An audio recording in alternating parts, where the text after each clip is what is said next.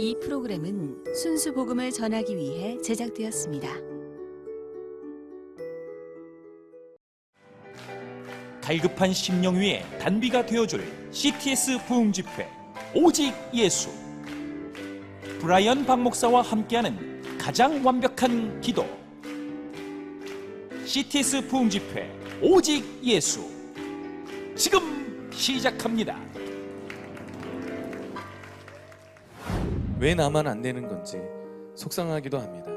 수많은 축복의 말씀들이 있었는데 이루어지지 않고 있습니다. 진짜일까요? 가짜일까요? 이제는 예수님으로 말미암아 아버지라고 부르면서 우리가 기도를 시작할 수가 있습니다.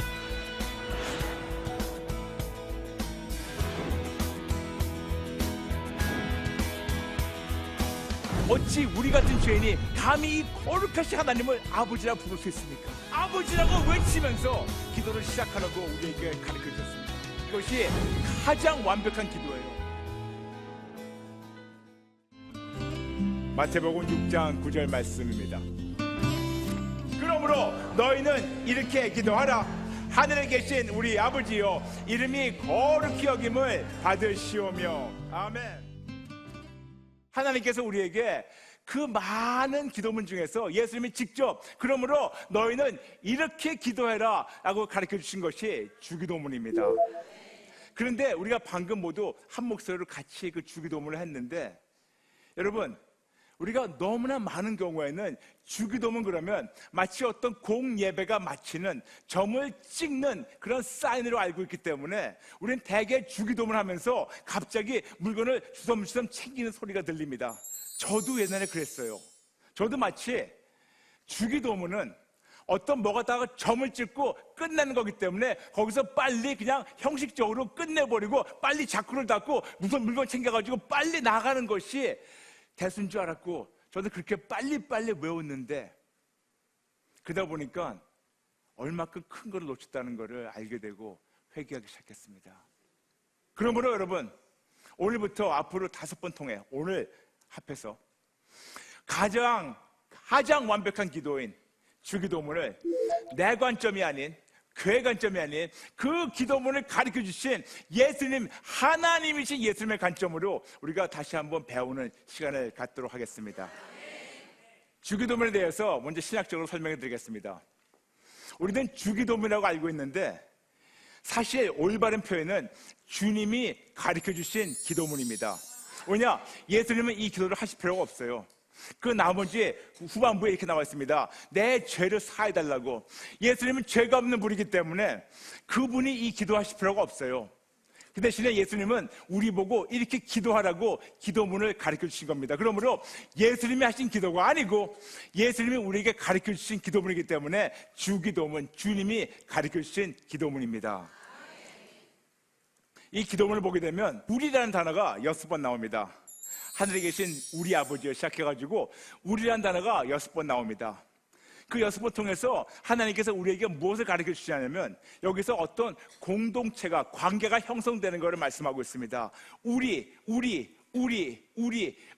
6번 말씀하시면서 먼저 우리와 하나님 관계가 형성이 되고 우리와 하나님 관계가 아름답게 유지가 되는 것을 가르쳐 주고 계시며, 그 다음에 우리와 이웃이 형성되고 이 관계가 아름답게 유지되는 것을 가르쳐 주고 계십니다. 다시 말씀드려서 6번이라는 우리를 통해서 먼저 수직적인 관계가 형성이 되고 이 관계가 아름답게 희석되는 것을 알려주시고, 두 번째 우리라는 단어를 통해서 나와 나의 이웃, 우리 모두와 진짜 이 세상에 있는 공동체가 하나님을 말미암아 하나 되는 이 하나님의 귀한 뜻이 포함되어 있습니다.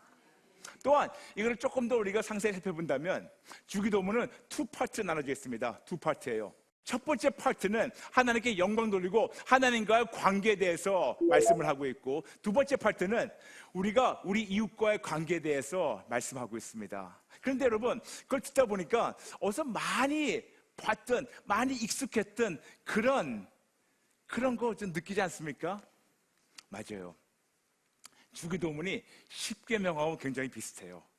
10계명도 역시 첫 번째 계명부터 네 번째 계명은 나와 하나님의 관계를 얘기하면서 내가 하나님께 영광 돌리는 것을 말씀하고 있고, 5번째 계명부터 10번째 계명은 나와 내 식구들, 내 이웃들, 그래서 사람들 관계를 얘기하고 있습니다. 다시 말씀드려서 첫 번째 계명부터 네 번째 계명은 수직적 관계를 올바르게 하는 것을 말씀하고 가르치고 있고, 5번째부터 10번째는 수평적인 관계를 올바르게 정립을 하고 이거를 잘 유지하는 것을 가르치고 있습니다. 마찬가지로 예수님께서 이걸 아주 쉽게 정리한 것이 마태복음 22장 37절부터 40절, 가장 큰 계명 2개를 말씀하시면서 첫 번째 계명은 나의 목숨과 나의 모든 것을 다 합해가지고 하나님을 사랑하고, 두 번째 내 이웃을 내 몸과 같이 사랑하라고, 내 마음과 목숨과 내 뜻을 다해서 하나님을 사랑하고, 그 다음에 내 이웃을 내 몸과 같이 사랑하라고. 이렇듯이 첫 번째 가르쳐주신 가장 큰 계명은 나와 하나님 관계를 올바르게 하고 내가 하나님께 온전히 영광 돌리고 사랑하고 그분과 관계를 유지하는 것을 가르쳐주고 계시면서, 두 번째 그 사랑을 받은 자로, 그 하나님이신 예수님을 말미암아 그 사랑을 받은 자는 이제 그 사랑은 나 혼자 간직하는 것이 아니고 이 사랑을 흘려보내가지고 우리가 아름답게 이웃들과 공동체를 이루고 그리고 모두 하나님과 하나 되는 것을 말씀하고 있습니다. 이렇듯이 주기도문과 십계명과 예수님이 가르쳐주신 가장 큰 계명 2, 이렇게 아름답게 먼저 하나님과 수직적 관계를 정립을 하고 그 다음에 이 관계 안에서 이웃과 관계를 아름답게 나누고 형성하고 유지하는 것을 우리에게 가르치고 있습니다. 원어 헬라로 보면 주기도문이 어떻게 시작되냐면 아버지 우리 하늘에 계신, 원어 헬라를 보면 어떻게 나와 있냐면 아버지 우리 하늘에 계신.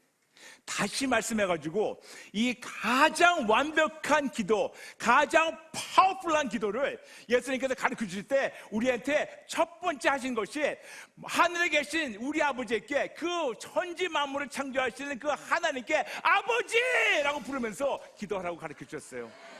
다른 것이 아니고 하늘에가 아니고 우리가 아니고 아버지 부르면서, 아버지라고 부르면서, 아버지라고 외치면서 기도를 시작하라고 우리에게 가르쳐 주셨습니다. 그렇기 때문에 이것이 가장 완벽한 기도예요. 왜 하늘에 계신이 아니고 왜 아버지 부르는 것이 가장 완벽한 기도라는 것을 오늘 여러분의 말씀을 통해서 증거하겠습니다. 예수님이 아버지 우리 하늘에 계신 그 순서대로 가르쳤을 때 많은 분들이 충격이었었고 많은 분들은 깜짝 놀랐었고, 근데 더 놀라운 것은 많은 분들이 그걸 보고 두려웠을 겁니다. 왜 두려워했냐? 아니 왜 아버지라고 부르고 기도하는데 왜 두려워했냐? 이유가 있었습니다. 그때는 어느 누구도 하나님을 아버지라고 부를 수가 없었습니다.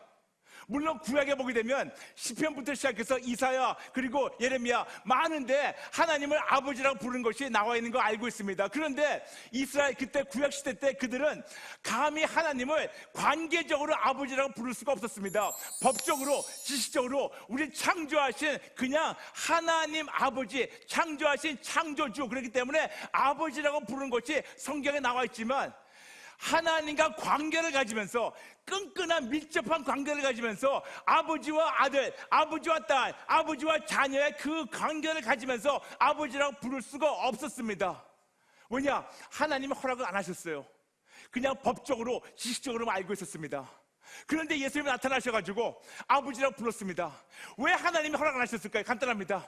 하나님은 공의로우신 하나님이시기 때문에 감히 죄인이 그분을 아버지라고 부르는 걸 허락을 안 하셨어요. 구약에는 그 예수님께서 오시지 않았기 때문에 그 공의로우신 완벽하신 깨끗하신 하나님 앞에 감히 우리같이 냄새 풍기는 더러운 죄인이 가가지고 아버지라고 부를 수가 없었습니다. 하나님이 허락을 안 하셨습니다. 그런데 예수님이 나타나셔가지고 아버지라고 부르셨어요.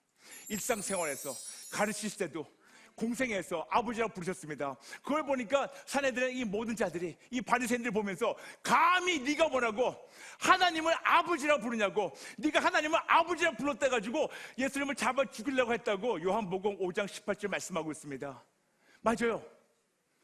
예수님은 하나님을 아빠, 아버지라고 불렀습니다. 아빠라고 불렀어요. 이게 관계를 가지고 아빠라고 불렀기 때문에 바리새인 보면서 놀랐고 진짜 분노가 나가지고 그를 잡아주려고 했는데, 그런 생각을 갖고 있는 모든 자들에게 예수님이 나타나셔가지고 아버지라고 부르면서 기도를 하라고 했었을 때 이 많은 분들이 감사는커녕 감격은커녕 얼마나 두려웠을까요? 나도 저렇게 똑같이 부르다가 나도 잡아 죽일까? 나도 진짜 죽을까? 걱정되지 않았을까요? 오직 예수님을 말미암아 그분과 하나 될 수 있는 길을 예수님이 되셨습니다. 요한복음 14장 6절, 예수님만이 길입니다. 예수님만이 이 하나님과 하나가 되는 길입니다. 예수님만이 이 놀라우신 이 크다크신 하나님을 아버지라 부를 수 있는 유일한 길이고, 그리고 예수님께서 십자가에서 못 박히시고 죽으시고 부활하신 다음에 요한복음 20장 17절 나타나셔가지고 마리아에게 말씀하셨어요. 내 하나님 곧 너의 하나님, 내 아버지 곧 너의 아버지.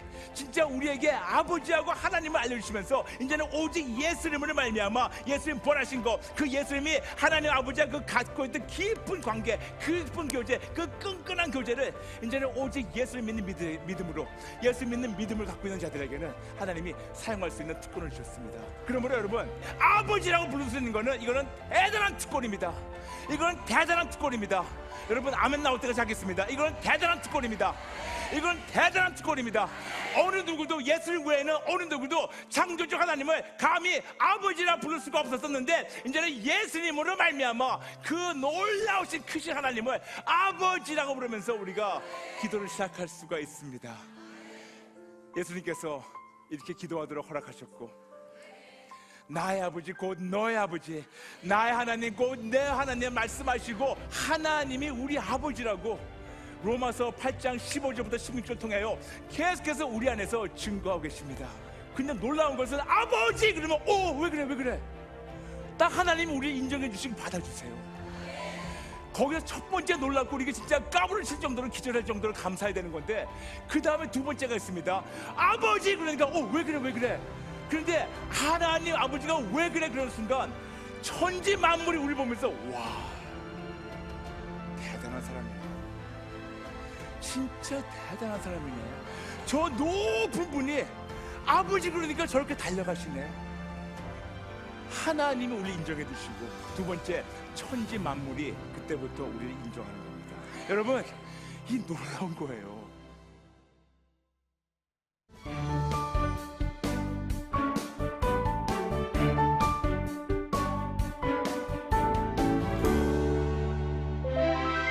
목사님, 감정적인 기도가 아니라 깊은 영적인 기도를 하고 싶은데 어떻게 해야 하나요?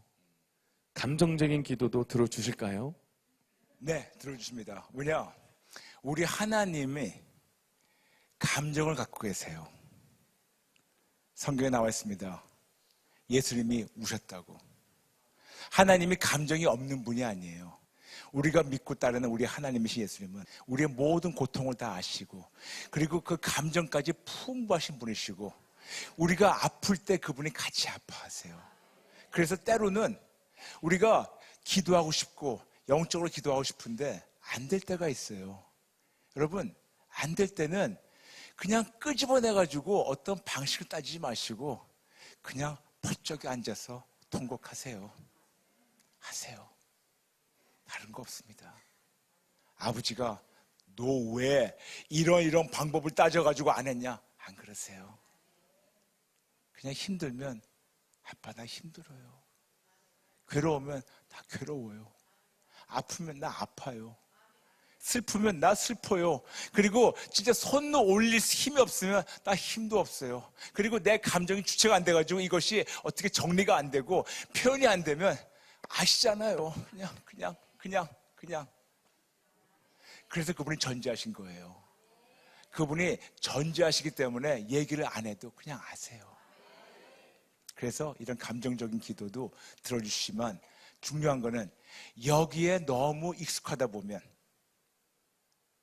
여기에 이런 감정적인 기도에 익숙하다 보면 우리의 믿음이 정체가 되고 성장 못해요. 그러나 이런 기도도 필요하지만 이거로만 만족하지 마시고 하나님과 교제를 나누는, 관계를 나누는 그런 기도로 성장하시기 바랍니다. 그러나 때로는 그냥 펄쩍이 앉아서 그냥 우셔도 좋아요. 두 번째 우리 기도 제목을 함께 나누겠습니다. 목사님, 몇 년째 방언을 받기 위해 기도 중입니다. 방언. 제 주변 사람들은 다 방언으로 기도하는데 왜 나만 안 되는 건지, 속상하기도 합니다. 방언기도 꼭 해야 하나요? 오케이. 우리가 흔히 방언 그러면 방언 뒤에 따라 나오는 어떤 표현이 있어요.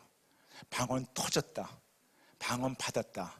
근데 성경 어디에도 방언 터졌다는 말이 없어요. 성경 어디에도 방언 받았다는 말도 없고, 성경에 나와 있냐면 방언을 한다고 나와 있지 터졌다, 뭐 받았다 그런 거 없어요. 첫 번째. 두 번째, 제가 이거를 순서를 좀 바꿔서 말씀드리겠습니다. 꼭 방언을 해야 되나요? 하면 좋죠. 근데 안 해도 괜찮아요. 어떤 분들은 방언을 할 수 있는 게, 방언으로 기도하는 것이 성령님이 우리 안에 내주하신다는 그런 사인이라고 말씀하신 분들도 간혹 있습니다. 꼭 그렇진 않아요. 우리가 성령님이 우리 안에 내주하시는 것은 아주 간단해요. 방언할 때 내주한다, 성경에 그렇게 써있지 않고 오히려 사도행전 2장 38절에 우리가 회개하면 성령님이 우리에게 선물로 오신다고 나와 있어요. 그냥 간단한 겁니다. 그러므로 우리가 회개하고 이제 예수님을 주님으로 영접하고 올려드는 순간 성령님이 우리 안에 선물로 들어오십니다. 근데 성령님이 어떤 분이십니까? 여러분, 성령님은 하나님이세요. 하나님이시기 때문에 하나님의 모든 풍성한 것을 가지고 계시는 분이십니다. 성령님은 그냥 능력만이 아니고 그분은 인격의 하나님이십니다. 그 인격의 하나님이, 하나님의 모든 풍성함을 갖고 계신 하나님이 우리 안에 쑥 들어오실 때 하나님의 모든 능력을 가지고 들어오세요. 그 능력 중에 하나가 당연히 방언 기도죠. 그래서 하나님께서는 벌써 성령님이 내주하시기 때문에 방언할 수 있는 그 모든 능력을 우리 안에서 벌써 갖고 계시면서 내주고 계십니다. 그런데 왜 어떤 자들은 방언을 기도할 수 있고 왜 어떤 자들은 안 될까요? 제가 정답이 있습니다. 주권이에요. 하나님 마음이에요. I don't know. 몰라요. 하나님 마음이에요. 하나님이 그렇게 교제하고 원하시면 그렇게 하시는 거고, 그렇지 않으시면 그렇지 않은 거고, 꼭 이 방법이 좋고 이 방법이 나쁘다 아니에요. 그냥 당신의 주권이에요. 영어로 해가지고 sovereignty of God, 하나님의 주권이에요. 우리 하나님의 주권을 우리가 어떤 공식에 집어넣고 이렇게만 돼야지 됩니다, 이건 안 됩니다, 그러지 마세요. 그냥 하나님은 하나님 되시게 하고 하나님 주권으로 맡겨놓으시고, 그래서 그냥 하나님이 원하시면 하나님 때 방언으로 하나님과 교제하게 나누시고, 하나님이 다른 방법으로 교제하게 원하시면 다른 방법으로 교제하는 거고, 방언을 하면 좋지만 안 해도 방언 안 한다고 해가지고 구원 놓치는 게 아니고 방언 한다고 해서 다 처음 가는 것도 아닙니다. 그래서 꼭 잊지 말아주시기 바랍니다. 네. 목사님, 성령의 은사 중 예언의 은사를 받았던 언니가 죽었습니다. 언니를 통해 말씀하시던 수많은 축복의 말씀들이 있었는데 이루어지지 않고 있습니다. 언니에게 임했던 영은 진짜일까요? 가짜일까요? 기도해도 응답이 없어 답답합니다. 그분한테 임했던 영이 진짜인지 아닌지 가짜인지 아닌지 모르겠지만 우리가 분명히 신명기 통해서 말씀하고 있습니다. 예언하는 자가 하나님의 말씀이라고 얘기했는데 이것이 안 이루어질 때는 그를 예언자로 취급하지 말고 두려워하지 말라고 분명히 하나님께서 모세를 통해서 말씀하셨습니다. 많은 분들이 모르다 보니까 누가 좀 신령하다 그러면 우리가 그에 그냥 가가지고 머리를 디밀 때가 있고 가가지고 뭐를 문의할 때가 있어요. 뭐냐? 우리 대한민국은 기독교라는 이 130년밖에 안 되는 이 얇은 막을 벗겨버리면 그 안에 500년 동안, 2조 500년 동안 자리 잡고 있는 유교가 있습니다. 유교라는 것을 쫙 벗겨보면 그 안에 더 깊게 뿌리를 받고 있는 불교가 있어요. 불교를 싹 벗겨보면 예전부터 오랫동안 나와 있는 무속신앙이 있습니다. 그러므로 대한민국은 진짜 짬뽕이에요. 대한민국은 진짜 혼합 종교에 어떻게 본다면 일본만큼은 아니겠지만 혼합 종교가 진짜 빈번한 나라입니다. 기독교에 보니까 무속신앙하고 비슷한 말들이 있는 것을 사람들이 찾아가요. 그것이 말하면 예언입니다. 은사에 대해서 많은 분들이 오해하고 있고 그리고 잘못 알고 있고 그리고 잘못 표현되고 잘못 이것이 나타났기 때문에 이거를 그냥 거부하는 분들이 있는가 하면 어떤 분들은 맹목적으로 맹신적으로 따라가가지고 인생을 망치는 분들을 봤기 때문에 제가 30주일 동안 이거를 특강한 적이 있었습니다. 어쨌든 중요한 거는 예언의 은사에 대해서, 예언의 은사가 분명히 하나님이 나타나게 하신 은사 중에 하나예요. 하나님이 사용하신 은사 중에 하나입니다. 그런데 성서적으로 성경이 뭔지도 모르고, 그리고 신학적으로 모르고, 성품도 잘 안 좋은 그런 사람이 이런 어떤 은사가 나타났다 하면 그분들이 뱉는 말이 때로는 하나님이 아니고 자기 생각이나 자기 성품이 나타날 때가 많아요. 그래서 저는 거의 다, 저도 하나님께서 예언의 은사를 강하게 나타나게 하십니다. 강해요.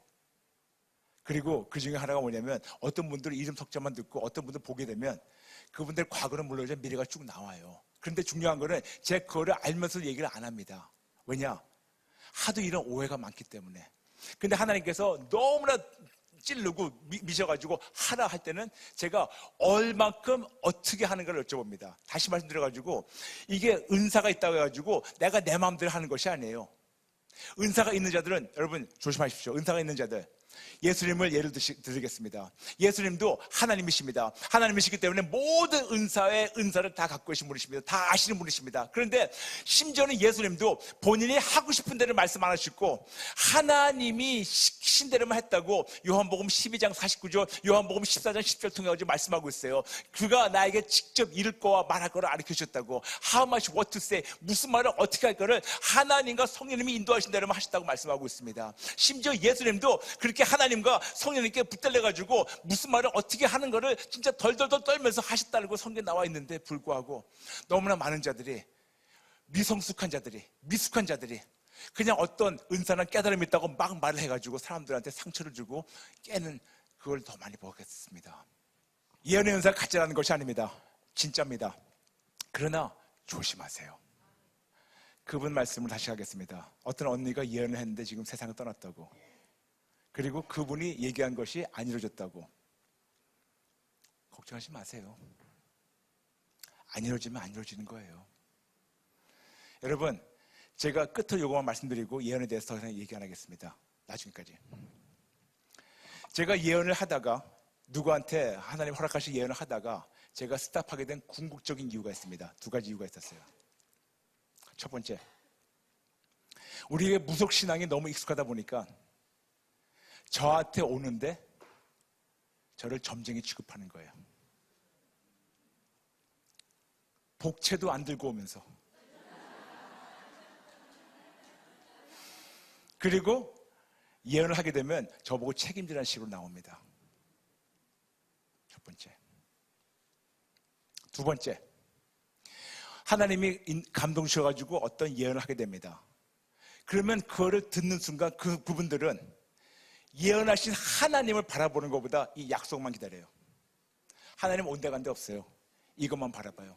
하나님이 이제 흔히 얘기하는 거 있잖아요. 어우, 나이 먹어서 부자 되겠네. 그런 점쟁이들 그런 말 잘합니다. 나이 먹어서 부자 되겠네, 그런 말 자제합니다. 근데 예를 들어서 뭐 어떻게 되겠네, 그 어떤 무슨 뭐 날짜나 뭐 어떤 사업이나 뭘 얘기합니다. 그러면 그거를 약속 주신 하나님을 붙잡고 그분께 매서 달려가는 대신, 그분을 바라보는 대신 요것만 날짜를 세면서 기다리고 있어요. 즉 뭐냐면 하나님의 얼굴을 바라는 것보다 하나님의 손만 바라는 그런 아주 치사한 크리스찬들 너무 많이 봅니다. 그러다 보니까 제가 하나님께서 이걸 안 하게 하신 게 도움이 안 되더라고요.